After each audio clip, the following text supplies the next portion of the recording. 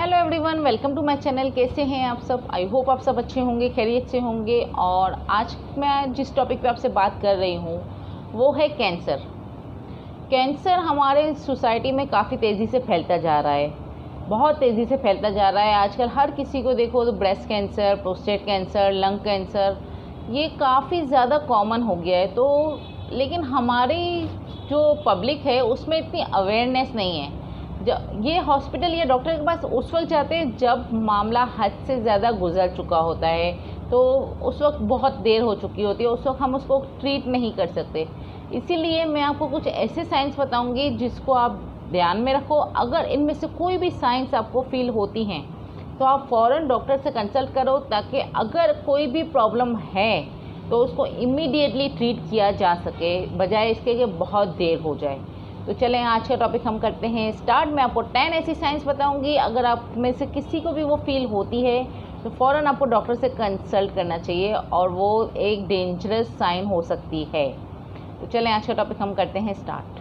अगर आपकी बॉडी में कोई ऐसा ज़ख़म है, कोई भी सोर है जो हील नहीं हो रहा है, जो ज़ख़म सही नहीं हो रहा है, कंटिन्यूसली वो मतलब ब्लीड हो रहा है या ऊजिंग हो रही है, उसमें से ऊजिंग का मतलब होता है हल्का हल्का सा डिस्चार्ज उसमें से निकल रहा है, पस निकल रहा है, या कंटिन्यूसली या ब्लीडिंग होती जा रही है, मतलब कोई आपकी बॉडी में कोई भी ऐसा ज़ख़म हो जो आपको काफ़ी टाइम से लग है लेकिन वो सही नहीं हो रहा। नॉर्मली हमें कुछ लगता है, हमारे 2 से 3 दिन में हमारा ज़ख़म ड्राई हो जाता है और हील हो जाता है, सब सही हो जाता है।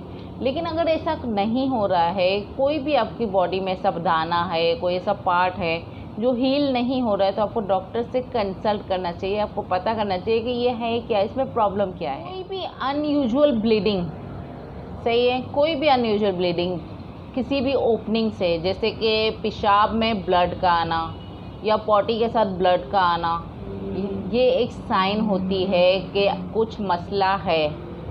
ज़रूरी नहीं है ये कैंसर हो, लेकिन आपको इस चीज़ के लिए अलर्ट हो जाना चाहिए और डॉक्टर से कंसल्ट करना चाहिए कि ऐसा हो क्यों रहा है। अगर मेंसेस चल रहे हैं, यानी फीमेल्स में अगर मेंस्ट्रुअल पीरियड के अलावा भी आपको ब्लीडिंग हो रही है या बहुत ज़्यादा एक्सेसिव ब्लीडिंग हो रही है, 15-20 दिन तक आपको ब्लीडिंग चलती है, तो ये नॉर्मल चीज़ नहीं है, ये एक एबनॉर्मल साइन है।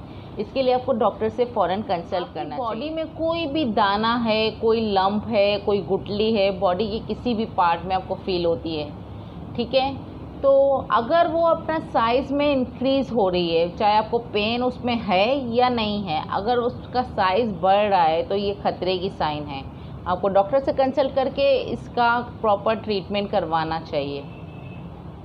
इनडाइजेशन या डिफ़िकल्टी इन स्वॉलोइंग, यानी हम खाते हैं तो हमें खाना खाते हुए कुछ अजीब सा होता है, यानी खाना अंदर जाते हुए आपको कुछ फील होता है, पेन फील होता है या प्रॉब्लम होती है आपको खाना खाते हुए, इनडाइजेशन, खाना हज़म नहीं होता है। तो इसके लिए आपको, और अगर ये चीज़ आपको काफ़ी टाइम से चल रही है, सही है, कुछ महीनों से चल रही है या कुछ हफ्तों से चल रही है, तो आपको डॉक्टर से कंसल्ट करके उसका प्रॉपरली इन्वेस्टिगेट करवाना चाहिए कि ये प्रॉब्लम क्या है। बॉवेल हैबिट्स, आपके जो आप वॉशरूम जाते हो तो उसकी हैबिट्स आपकी होती है। कुछ लोग सुबह में उठ के एक दफ़ा वॉशरूम होके आते हैं, फिर पूरा दिन नहीं जाते, कुछ लोग दिन में 2 दफ़ा जाते हैं, कुछ लोग दिन में 3 दफ़ा जाते हैं। ये सब की अलग अलग हैबिट होती है। लेकिन अगर पिछले 2 से 3 महीनों से आपकी हैबिट में कोई चेंज आया है, जैसे आप पहले दिन में 1 बार जाते थे, अब दिन में 4 बार जा रहे हो, और 2-3 महीने से ये हो रहा है, तो यानी प्रॉब्लम है कुछ ना कुछ। अगर आप पहले दिन में 4 दफ़ा जा रहे हो लेकिन अब 2-2 दिन तक नहीं जा रहे हो वॉशरूम, या आपको पॉटी नहीं आ रही है, तो इसका मतलब कुछ प्रॉब्लम है।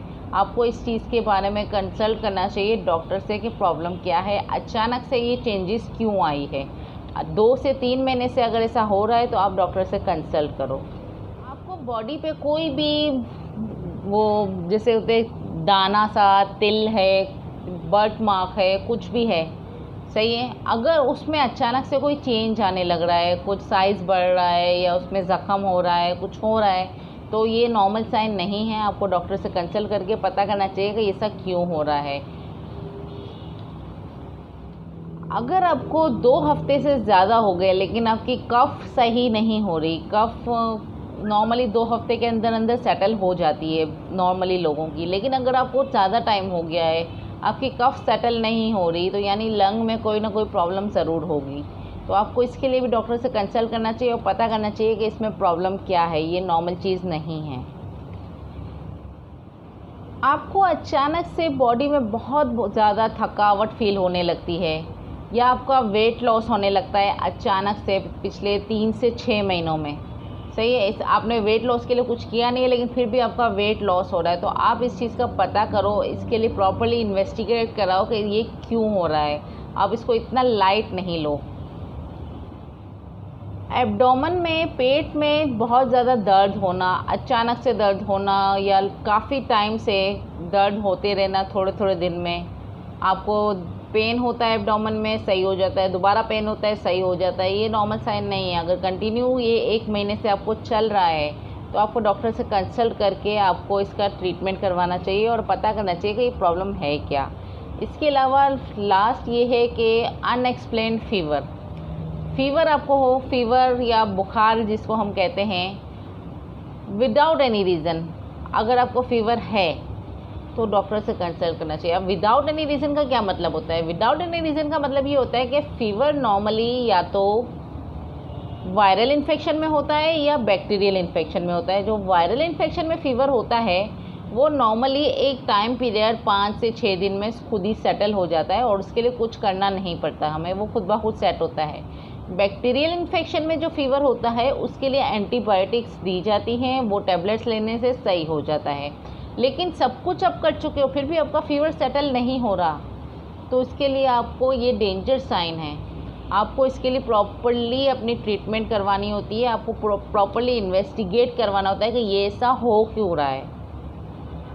मैंने आपको बताई 10 ऐसी साइंस, अगर आप में इनमें से कोई भी साइन है तो आप प्रॉपर्ली इमीडिएटली डॉक्टर से कंसल्ट करो, उसको प्रॉपर्ली इन्वेस्टिगेट कराओ और उसका ट्रीटमेंट करो, इससे पहले कि बहुत देर हो जाए। बाज़ दफ़ा ऐसा होता है कि कुछ ऐसी साइंस होती है जिसको हम इग्नोर कर देते हैं और आगे जाके वो हमारी जान भी ले सकती हैं। तो चलें, आज के टॉपिक को मैं यहीं पे ख़त्म करती हूँ। मैं फिर मिलूँगी आपसे न्यू टॉपिक के साथ। जब तक के लिए अल्लाह हाफ़िज़, बाय बाय।